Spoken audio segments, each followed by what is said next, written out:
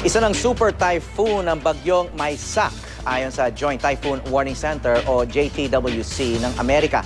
Pero ang Pag-asa ay tinuturing pa rin ito sa typhoon category. Kaugnay ng pagkakaibang ito, mga kapanim natin si Hener Kitlong, weather forecaster ng Pag-asa. Magandang umaga po, sir. Yes, Sir Howie. Magandang umaga po. So, bakit po nagkakaiba ang kategorya ng Pag-asa at JTWC? Yes, unang-una po ang JTWC, ang ginagamit po nila ay yung 1-minute average. Ibig sabihin po niyan, sa loob ng 1 minuto, yung pong nakukuha nilang datos sa 1 minuto, ina-average po nila yon. Pero sa atin po din sa Pilipinas, ang ginagamit po natin ay 10 minutes average. So, sa loob po ng 10 minuto, yun po yung kinukuha natin. Okay, pero ang bottom line ay malakas itong bagyong ito. Hanggang anong signal ba aabot ito pag nag-landfall? Kung hindi magbabago itong lakas na hangin niya na 215, maaari itong magkaroon ng signal number 4. Signal number 4 pag nag-landfall. Opo, yun po So parang Yolanda level ito, di ba? Opo, si Yolanda po, umabot po ito ng 235 kph. Ngayon po, ang bagyo pong si Chedeng ay nasa 215 kph at nasa dagat po ito. Papasok pa lamang po ito sa PAR at inaasahan na mamayang gabi pa o bukas ng madaling araw makakapasok. So may chance pa na maaari pa itong lumakas. Kasi yung huling balita na tanggap namin, hihina ito bago mag-landfall. So nagbago na ba yung forecast?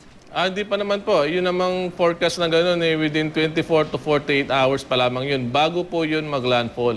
So isang senaryo rin na nakikita natin na sana nga po ay mangyari na masihina po ito bago mag-landfall.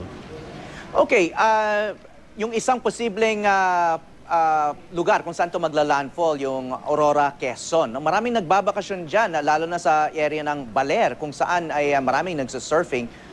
Anong abiso nyo sa mga surfers? Well, Lalo na sa weekend. Kung hindi magbabago itong bilis at galaw niya, inaasahan na magla-landfall ito Sabado o kaya ay Linggo itong weekend na to. So yung mga kababayan natin, hanggat maaari po sana, iwasan muna natin yung lugar na yun, yung mga magbabakasyon yun dahil talaga pong pinapakita po ng analysis natin at lahat po ng mga forecast model na ginagamit natin na either Northern or Central Luzon po ang maaari nitong daanan sa ngayong araw. Northern or Central. Tapos dire-diretso yan, tatawid ng Luzon. Opo, Hawi, yung sinasabi ko kayo na Northern or Central Luzon, yun po yung analysis natin sa ngayong araw.